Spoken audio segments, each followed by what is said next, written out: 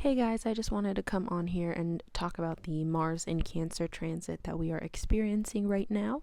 So Mars entered Cancer on March 25th, 2023, and it'll be in the sign of Cancer until May 2023.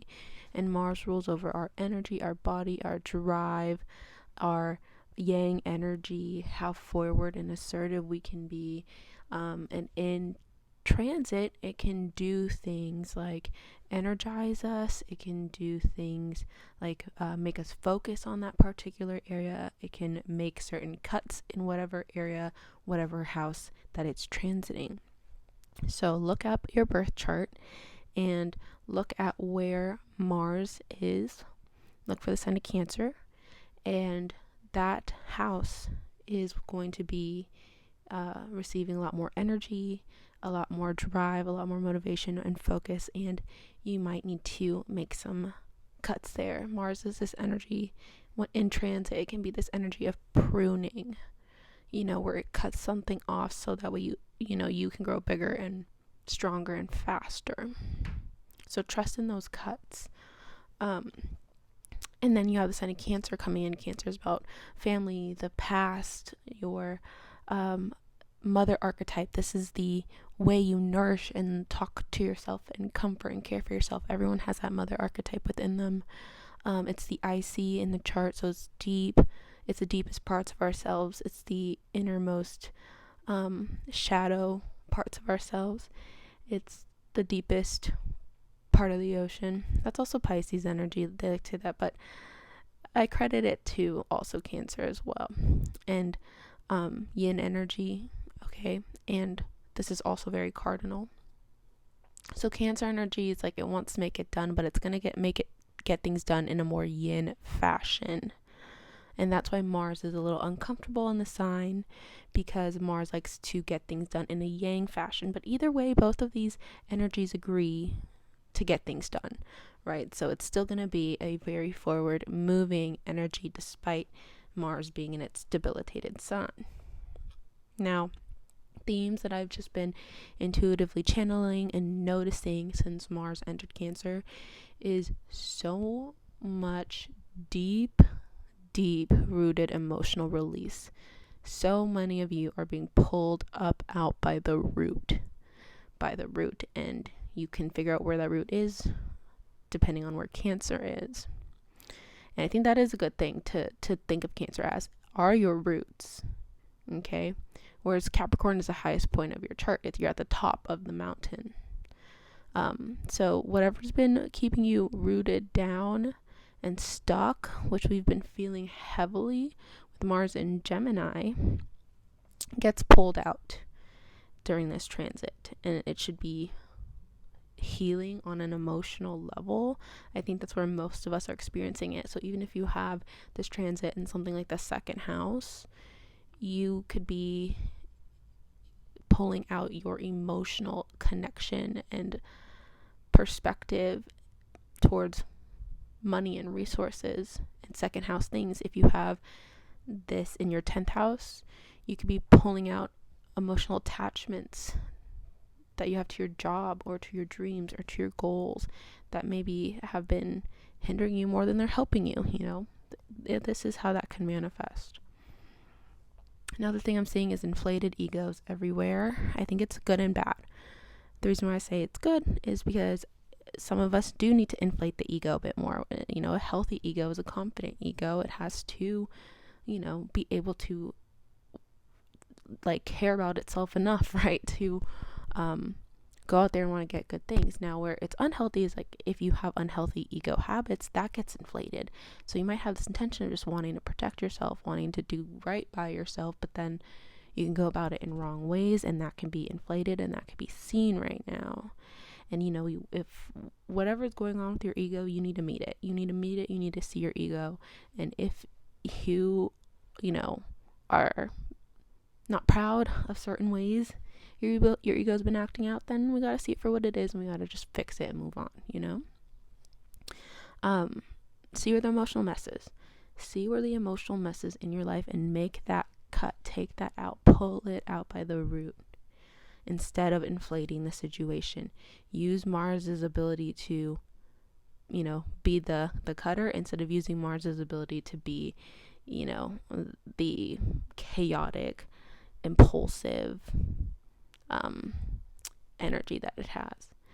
And there's also this ability to, I think, see where the emotional mess is, bluntly.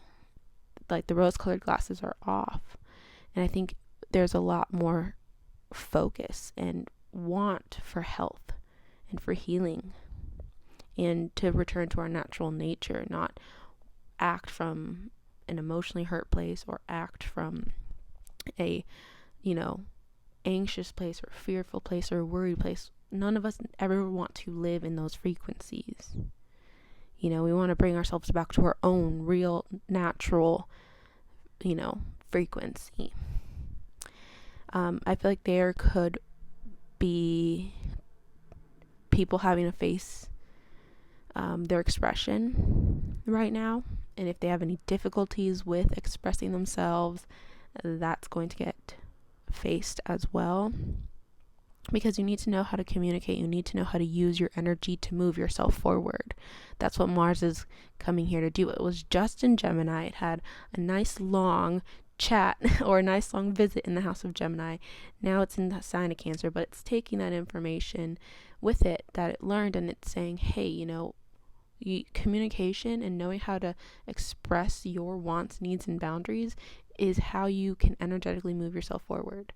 So I think that is something that people are going to face. I also think it's a tough pill to swallow, is people are going to face where their energy is just being wasted, where their energy is being lost, where there's just people are just being mindful of where they place their energy now, because things are more expensive. We're dealing with inflation now everywhere in the United States. Things are more expensive, therefore time is more expensive, and energy is more expensive. And so I think people are wanting to be smarter with that.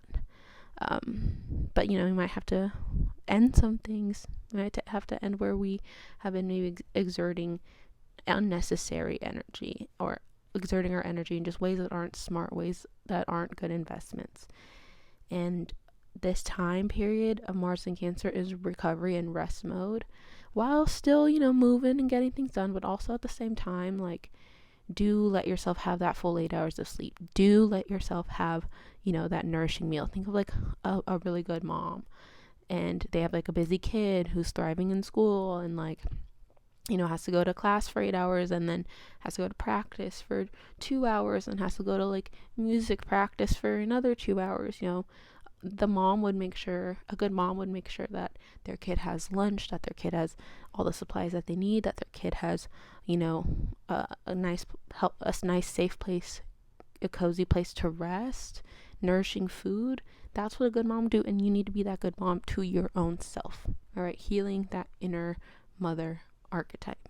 And with that, there's going to be a lot of, womb space healing for those of you who have wombs. Mars in Cancer is womb space healing for sure. Menstrual cycles right now could be funky too. They could come early. They could be a little bit more painful. So just make sure you're taking care of yourself during that time.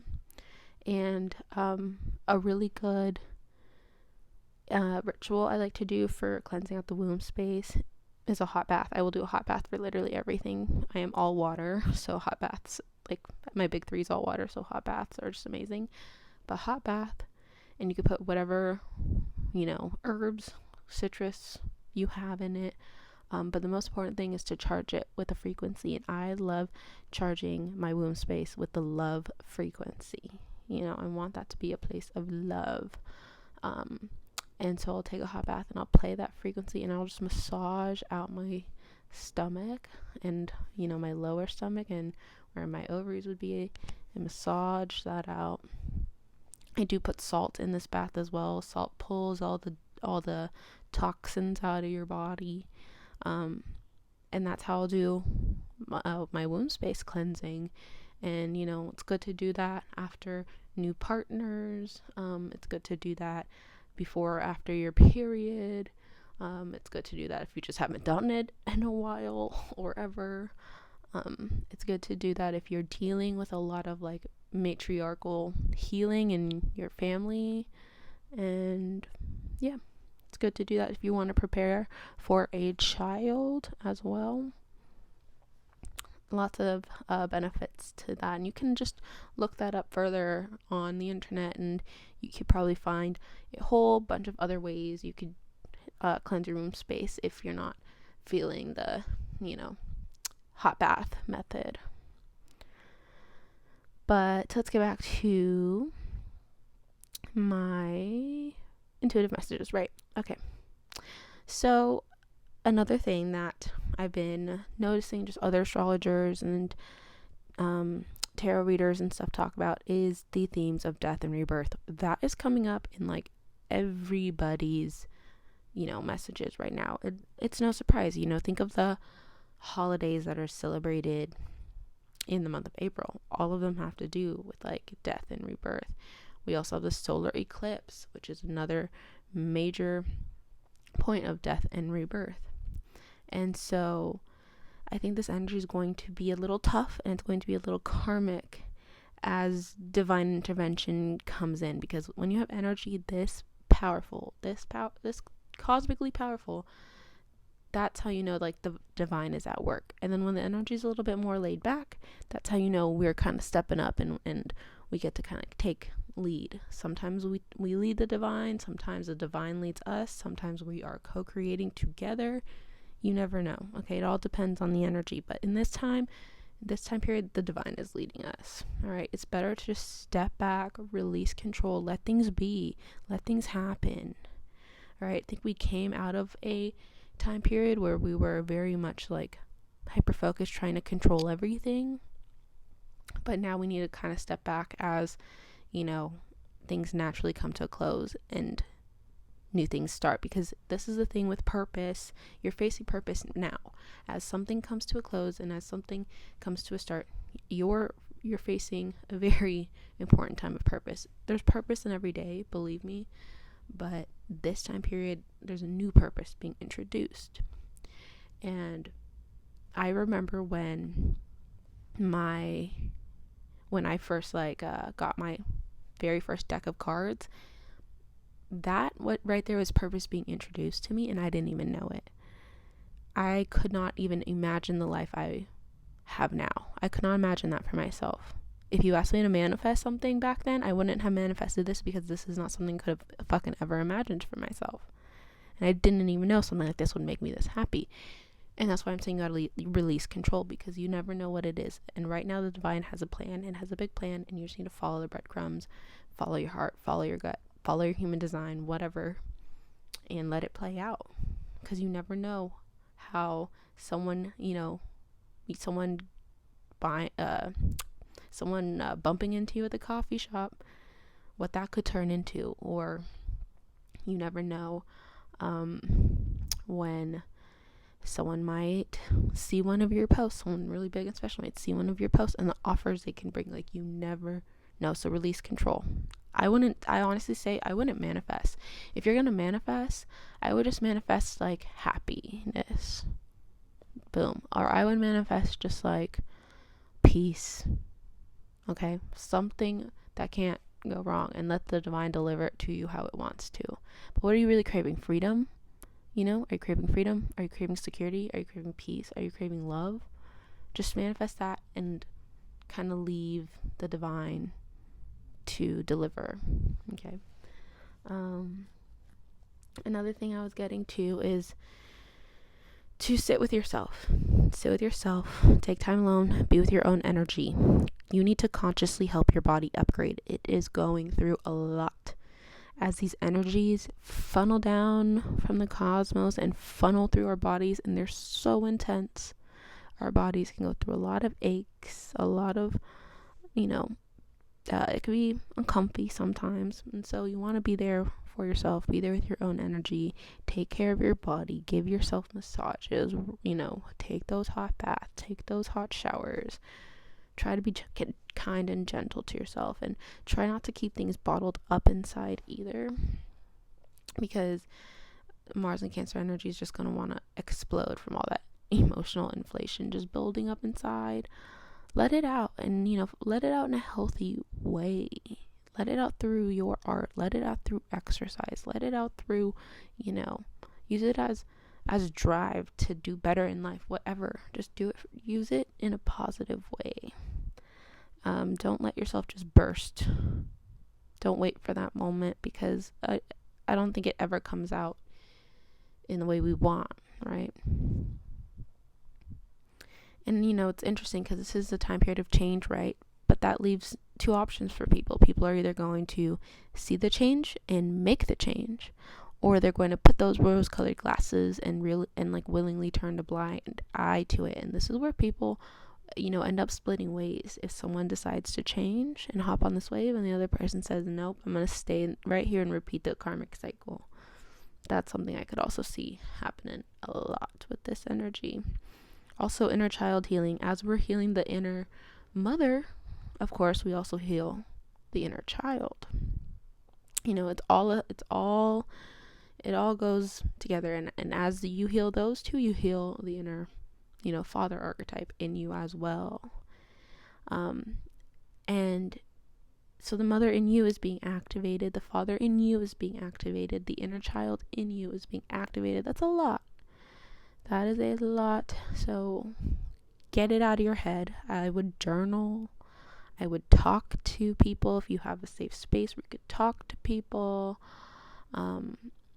Sing, dance, whatever you like to do to just release your thoughts, release your emotions, release it, because that is a lot. So you can see that's the theme. There's a lot funneling through our bodies, a lot of energy funneling through our minds. We need to put it somewhere. You will be so pent up and aggro and glitchy if you stay really still with this energy, because this energy wants to propel you forward.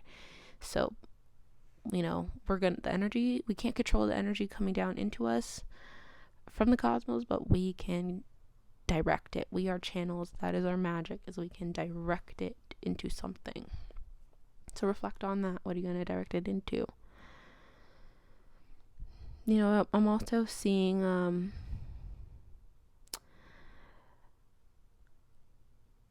sorry, I'm channeling this a little bit. I'm almost getting this energy of give yourself permission to not stress. Give yourself permission to not stress. I was channeling the quote. I tweeted it before, and and I said, don't stress about the things you can control, okay? Because you can control it, so everything's gonna be okay. So don't stress, and don't stress about the things that you can't control, okay? Because you can't control it. It's not worth stressing over. That's somebody else's problem, okay? So try to give yourself permission to not stress right now. Because everything truly is going to be fine.